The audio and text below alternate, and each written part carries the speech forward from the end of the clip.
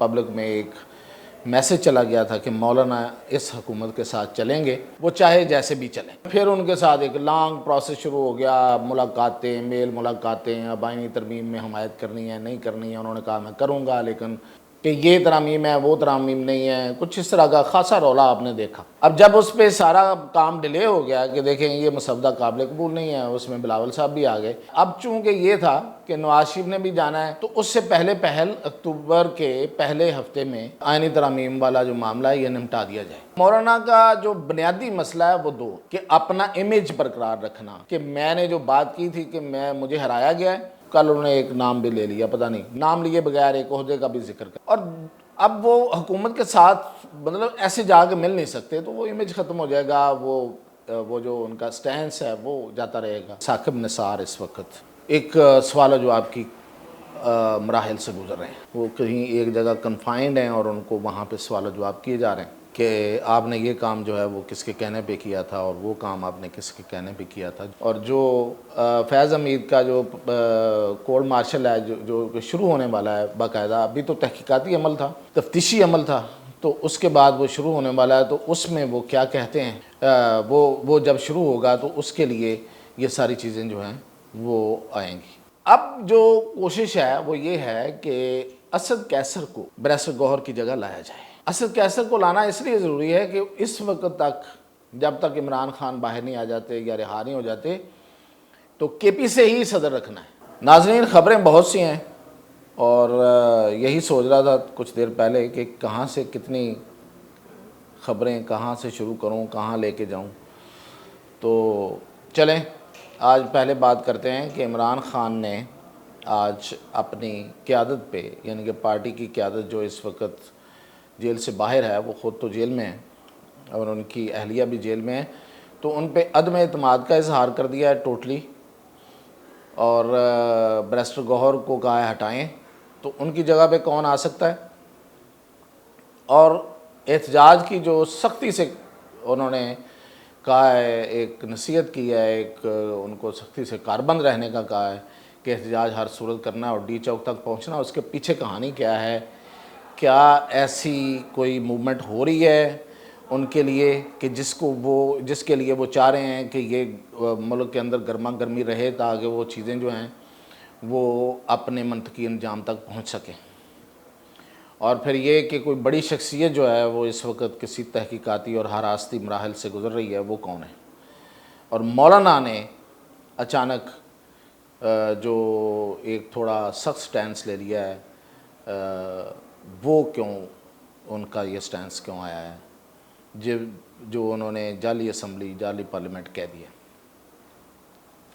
तो सबसे पहले आते हैं मौलाना पे। मौलाना जो हैं वो, आपको याद होगा कि उन्होंने कौमी असम्बली में खड़े होके ये बयान दिया था कि ये हुकूमत फार्म 45 की है या 47 की है, जो भी है, अब इसी पार्लियामेंट के साथ चलना है। तो ये इसको बड़ा पॉजिटिव लिया गया था, ख़ास तौर पे जो इस वक्त हुकूमती इत्तेहाद है उसकी तरफ से। और पब्लिक में एक मैसेज चला गया था कि मौलाना इस हुकूमत के साथ चलेंगे, वो चाहे जैसे भी चलें। फिर उनके साथ एक लॉन्ग प्रोसेस शुरू हो गया, मुलाकातें, मेल मुलाकातें, अब आईनी तरमीम में हमायत करनी है नहीं करनी है। उन्होंने कहा मैं करूँगा, लेकिन फिर एक मसवदे पे आके मसला जो है वो अटक गया कि ये तरामीम है वो तरामीम नहीं है, कुछ इस तरह का खासा रौला आपने देखा। अब जब उस पर सारा काम डिले हो गया कि देखें ये मसवदा काबिल कबूल नहीं है, उसमें बिलावल साहब भी आ गए, तो फिर एक लंबा दरमियान में वक्फा आया। अब चूँकि ये था कि नवाज शरीफ ने भी जाना है लंदन, तो उससे पहले अक्टूबर के पहले हफ्ते में आईनी तरामीम वाला जो मामला है ये निपटा दिया जाए। और वैसे भी उसकी ज़रूरत भी है जिस तरह के हालात चल रहे हैं। तो अब मौलाना रात को फिर एक अजीब बयान दे दिया उन्होंने कि ये जाली असम्बली है, ये जाली पार्लियामेंट है। तो बेसिकली मौलाना की जो बयानात हैं और उनकी जो सोच है उसमें ख़त इम्तियाज़ खींचना बड़ा मुश्किल काम है। एक बड़े ज़ीरक सियासतदान है, कभी ये बात भी कर जाते हैं, फिर आधी बात दूसरी भी कर जाते हैं। अगर आपने कल गौर किया हो कि जहाँ उन्होंने जाली पार्लियामेंट कहा है, वहाँ उन्होंने गंडापुर की ऐसी की तैसी कर दी है। और वो वज़ीर आला है और PTI का इस वक्त एक मतलब एक बहुत बड़ी ताकत है उनके लिए। तो असल में मौलाना, यहाँ से हम चलते हैं कि मौलाना जो है वो किस तरह से सोचते हैं और क्या कहते हैं और क्या है। यहाँ मैं आपको बताता हूँ एक बड़ी काम की चीज़ है, वो ये है कि मौलाना का जो बुनियादी मसला है वो दो, एक ये कि अपना इमेज बरकरार रखना, कि मैंने जो बात की थी कि मुझे हराया गया है और मैं उस बात से पीछे नहीं हटूंगा और मैं बताऊंगा इनको कि हाँ तुम लोगों ने मुझे हराया। कल उन्होंने एक नाम भी ले लिया, पता नहीं नाम लिए बगैर एक ओहदे का भी जिक्र कर दिया, और अब वो हुकूमत के साथ मतलब ऐसे जाके मिल नहीं सकते, तो वो इमेज ख़त्म हो जाएगा, वो जो उनका स्टैंस है वो जाता रहेगा। तो वो रखना है, एक ये मसला है, ये मसला है उनके लिए, वैसे आसान चीज़ नहीं है। और दूसरा ये है कि वो ना तो गंडापुर को वज़ीर आला देखना चाहते हैं और ना ही वो गवर्नर कुंडी को चाहते हैं। दोनों उनके इलाके के हैं, DI खान के, दोनों उनके मुखालफ हैं और दोनों इस वक्त ओहदों में हैं। तो बहुत बड़ा इशू है। तो इसलिए अब उनका जो सबसे बड़ी ख्वाहिश है वो तो ये है कि देखें, अगर सिस्टम इसी तरह चलाना है आप लोगों ने तो चलाएं, लेकिन कम से कम गवर्नर तब्दील कर दें। अब गवर्नर है पीपल्स पार्टी का, तो पीपल्स पार्टी को ये गवर्नर चेंज करना है तो कैसे होगा। अब इसमें जो पीपल्स पार्टी का हमें पता चला है जो अरेंजमेंट था वो ये था कि पीपल्स पार्टी ने अपने इस गवर्नरी के लिए, KP की गवर्नरी के लिए, क्योंकि KP में पीपल्स पार्टी की अच्छी खासी से है, पंजाब में उतनी नहीं है जितनी KP में है, तो उसमें उन्हें लोगों की ज़्यादा ज़रूरत है और उनके पास लोग ज़्यादा हैं। तो इसलिए उन्होंने ये तय किया था कि 15 महीने 15 महीने 15 महीने कुछ करके एक फार्मूला बनाया था, जो हमारे ज़राए बताते हैं कि 15 महीने फैसल कुंडी को, 15 महीने एक हुमायूं खान हैं जो इस वक्त पीपल्स पार्टी के सदर हैं KP के, और 15 महीने बाजोड़ से एक इनके रहनुमा उनको दिए जाएंगे। अब इनको तो अभी 4 से 5 माह हुए हैं गालिबन कुंडी साहब को, तो वो इनको कैसे चेंज कर दें। अब ये है कि हो सकता है कि वफाक किसी वक्त ये फैसला करे कि जी ये जो गंडापुर साहब हैं ये तो बहुत बड़ा मसला बनते जा रहे हैं, जिस तरह वो बड़के शड़के मार लेते हैं और फिर ये सूबा उनसे चलता नहीं है, रेवेन्यू है नहीं है, दो बाग के वो अफ़गानिस्तान और कभी क्या बातें करते हैं। तो अगर इस तरह का उन्होंने कोई ज़्यादा फस क्रिएट किया तो ये फ़ैसला हो सकता है किसी लेवल पे कि गवर्नर राज लगा दिया जाए। तो अगर गवर्नर राज लगाना हुआ तो फिर मौलाना इस पर ज़रूर कहेंगे कि अच्छा अगर गवर्नर राज ही लगाना है तो फिर बंदा मेरा होगा गवर्नर। तो ये हैं असल में मौलाना साहब के मसाइल जो इब्तदाई तौर पे हैं। इनके दरमियान वो फंसे हुए, कभी एक बयान देते हैं, फिर एक दिन में आधा बयान एक तरफ दे देते हैं, दूसरी तरफ दे देते हैं। तो ख़त इम्तियाज़ खींचना बड़ा मुश्किल हो गया है कि मौलाना ख़िलाफ़ हुए हैं या हमायत में हुए हैं। इसलिए ये कहना कोई मान ही नहीं रखता कि मौलाना कल ख़िलाफ़ हो गए हैं। कल कोई ख़िलाफ़ नहीं हुए, वो किसी वक्त बदल जाएंगे हालात को देखते हुए। मैंने 2 बेसिक इशू उनके बता दिए हैं, इसी के अराउंड वो अपनी चीज़ें देखेंगे और वो अपनी गेम बनाएंगे। तो ये तो था मौलाना का। अब आ गया कि एक बड़ी शख्सियत जो है वो इस वक्त हरासत में है, हरासती और तहकीकाती अमल से गुजर रही है। तो बताया ये जा रहा है कि साकिब निसार इस वक्त एक सवाल जवाब की मराहिल से गुजर रहे हैं। काफ़ी दिनों से वो कहीं एक जगह कन्फाइंड हैं और उनको वहाँ पे सवाल जवाब किए जा रहे हैं कि आपने ये काम जो है वो किसके कहने पे किया था और वो काम आपने किसके कहने पे किया था, जो उन्होंने बिल्कुल अदालत में बैठे हुए किए, बतौर चीफ जस्टिस किए। तो उनकी खासी गोशमाली हो रही है और सुना है कि वो बहुत कुछ उगल रहे हैं, और उगल भी वो शायद फैज़ हमीद के बारे में रहे हैं। ज़्यादातर बातें उनसे लिंक हो रही हैं कि उन्होंने मुझे कहा था, उन्होंने मुझे ये करने पे मजबूर किया, या जो व्हाट्सएप और वो अपनी मजबूरियाँ बता रहे होंगे। ये एक प्रोसेस है। जैसे मैंने पिछले व्लॉग में बताया था कि लियाकत चट्टा ने भी वहाँ पे जाके सारा मुद्दा जो है वो फैज़ हमीद पे ही डाल दिए और वो वादा माफ़ बन गए। अब पता नहीं ये वादा माफ़ बनते हैं या नहीं बनते, क्योंकि इन पे ऐसा कोई उस तरह का पक्का केस तो नहीं है, लेकिन वो बहुत सारी चीज़ें जो हैं वो बता देंगे। और जो फैज़ हमीद का जो कोर्ट मार्शल है जो शुरू होने वाला है बाकायदा, अभी तो तहकीकाती अमल था, तफ्तीशी अमल था, तो उसके बाद वो शुरू होने वाला है। तो उसमें वो क्या कहते हैं, वो जब शुरू होगा तो उसके लिए ये सारी चीज़ें जो हैं वो आएंगी। तो तीसरी बात अब आते हैं कि इमरान खान आज बहुत ज़्यादा गुस्से में क्यों आए हैं जेल में। देखें, जिस तरह से अली अमीन गंडापुर ने किया है, ये बहुत बड़ा बिट्रेयल है। या तो आप वादा ना करें, दावा ना करें, लोग इंतज़ार करते रह गए पिंडी में, गली मोहल्लों में इकट्ठे होके, उनमें ज़्यादातर लोग तो केपी से ही आए हुए थे, कुछ लोग जो पहले से केपी के यहाँ पे काम करते हैं वो भी थे, और पिंडी वाले भी थे।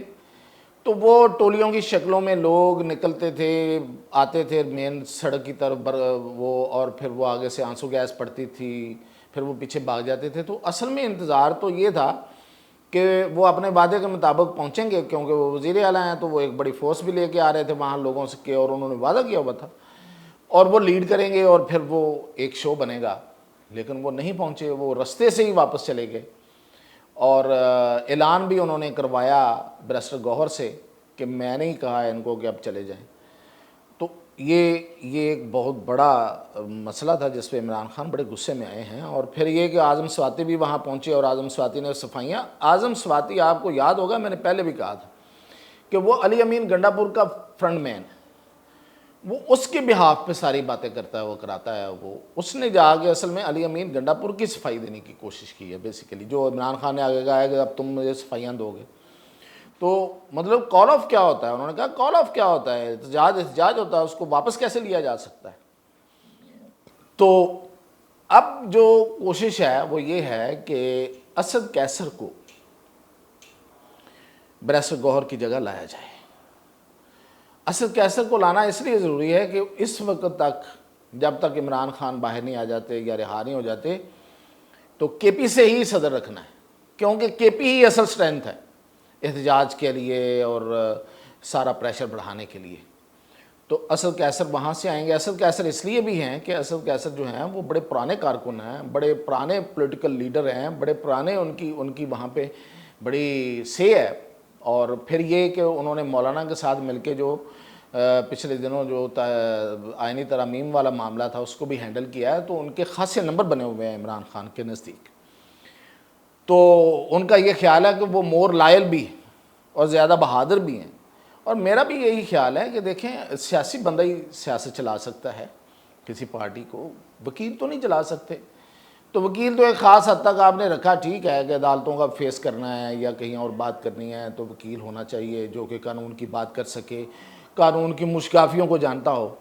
लेकिन जब आपने एजिटेशन करनी है तो फिर वकील का उसमें क्या काम है। जैसे कि बैरिस्टर गौहर और सलमान अकरम घर से निकले, इस्लामाबाद में पुलिस ने एक दफ़ा उनको हिरासत में लिया, वहाँ दूर जाकर उन्हें छोड़ दिया और वो चले गए। ऐसे ही हुआ हर दफ़ा। अब ये है कि ये एहतजाज करना ही क्यों चाहते हैं, क्यों इसको गरमाना चाहते हैं, क्यों इस माहौल को रखना चाहते हैं, उसकी वजह। अभी आपने देखा होगा कि शहबाज शरीफ जब गए थे अमेरिका तो दो किस्म के बयान दिए उन्होंने। एक बयान था कि 9 मई वालों को बिल्कुल नहीं छोड़ेंगे, कोई माफ़ी नहीं। और ये बयान था बाइडन से मुलाकात से पहले। और जब बाइडन से मुलाकात हो गई तो बयान बदल गया। वो क्या था कि अगर माफ़ी मांग लें तो फिर उनको माफ़ भी किया जा सकता है। एक तो वहाँ से एक बर्डन लेके आ रहे हैं, आ गए हैं, वहाँ से भी सुना है कि कोई प्रेशर है, बाइडन ने भी कहा है, किसी ने कहा है, एडमिनिस्ट्रेशन ने। फिर ये कि बहुत से मुल्कों की तरफ से एक प्रेशर बनता जा रहा है, ख़ास तौर पर यूरोपियन की बात हो रही है। तो इमरान खान को पता है इस सारी चीज़ का, किसी ना किसी तरीके से उनको कोई ना कोई मैसेज जो है वो कन्वे हो ही जाता है कि आपके लिए क्या क्या एफर्ट्स चल रही हैं और क्या कुछ हो रहा है। तो इसलिए वो चाह रहे हैं कि माहौल गर्म रहे। अब जलसे वलसे जो है ना वो करना भी मुश्किल है, पैसे भी चाहिए होते हैं, वो जाहिर है उतने पैसे कहाँ से आएंगे। और फिर ये कि लोगों को इकट्ठा करना और फिर इकट्ठा करके जलसे करना, और कौन करेगा, ऐसी कोई क्रिस्मेटिक लीडरशिप भी मौजूद नहीं है कि जो जलसे कर सके, जो तकरीरें कर सके। तो ये जो टोलियों की शक्ल में एहतजाज करना है ये ज़्यादा इफेक्टिव वो समझते हैं हो जाएगा। तो इसलिए वो चाहते हैं कि ये माहौल गर्म रहे ताकि पूरी दुनिया में ये मैसेज जाता रहे कि इमरान खान जो है ना वो जुल्म का शिकार है और उसको निकालना है, और उसके कारकुन कितने एक्टिव हैं, और यहाँ पे अनरेस्ट है। ये अनरेस्ट का ख़ास तौर पे जो मैसेज है ये ज़रूरी है। और लेकिन मैं एक बात इसमें अपनी एक असेसमेंट बता दूं कि पिंडी इस्लामाबाद में तो ये बड़ी हद तक मुमकिन है जो हो गया पिछले दिनों, लेकिन ये कि और फिर ये कि वहाँ, लेकिन अब वहाँ पे एससीओ हो रही है, शंघाई कोऑपरेशन ऑर्गेनाइजेशन का वहाँ पे इजलास होने जा रहा है, तो किसी सूरत किसी को इजाज़त नहीं दी जाएगी, तो ये एक वक्फा आ जाएगा वहाँ पे। अब वो 5 अक्टूबर को लाहौर में करना चाहेंगे तो लाहौर में फिर अगेन वही होगा, जलसे की इजाज़त नहीं मिलेगी, एहतजाज करेंगे। लाहौर में बड़ा मुश्किल है। असल में पिंडी इस्लामाबाद में मैंने जैसे पहले बताया ना, केपी से फोर्स आ जाती है, कुछ लोग आ जाते हैं, पहले से आ जाते हैं, कुछ आके ठहर जाते हैं कहीं पे, कुछ पहले से वहाँ पे बहुत से लोग हैं जो केपी से काम करते हैं, वहाँ पे आगे मुख्तलिफ काम करते हैं। आपने देखा होगा, मैंने अब इसमें क्या रिवील करना है, आपने जितनी फुटेजेस देखी हैं उस दिन जो आंसू गैस के सामने आ रहे थे, सारे केपी के लोग थे। बहुत कम थे जो पिंडी इस्लामाबाद के होंगे या कहीं और से गए होंगे, और तो कहीं से गए ही नहीं वैसे। अब यहाँ तक उन लोगों का आना लाहौर में बड़ा मुश्किल है, फिर आके यहाँ पे एजिटेट करना और बड़ा मुश्किल काम है। यहाँ पे सपोर्ट भी बड़ी कम होती है, थोड़ा दूर भी है, उस तरह से है नहीं। और फिर ये है कि वहाँ पे लाहौर में जो है ना वो उन्होंने बड़ा चीज़ें जो हैं, पुलिस ने बड़ी पहले से, वो जो यहाँ पे पहले इमरान खान इधर थे नहर, अपने नहर वाले घर में यहाँ साथ, तो ज़मान पार्क में, तो उस वक्त से इन्होंने बड़ी वर्किंग की हुई है। तो ये हर जगह को जानते हैं, हर पॉकेट को जानते हैं, वो उन पॉकेट्स को पहले से देख लेते हैं और वो डिफ्यूज़ कर लेते हैं। तो लाहौर में तो एहतजाज जो है ना वो बड़ा मुश्किल है, लेकिन पिंडी इस्लामाबाद में अब एहतजाज और भी मुश्किल है, क्योंकि मैंने कहा कि एससीओ होने जा रही है आगे, अगले दिनों में आ रही है, और चीन के वज़ीर-ए-आज़म आ रहे हैं, तो ये किसी सूरत जो है वो कोई इजाज़त नहीं दी जाएगी। लेकिन इमरान खान मुसिर हैं और वो उन्होंने खासी उस पर बरहमी का इजहार किया, और मैंने उसकी सारी रीज़न और उसमें आगे क्या होने वाला वो भी बता दिया है। तो इंशाअल्लाह मज़ीद अपडेट भी आपको बताते रहें।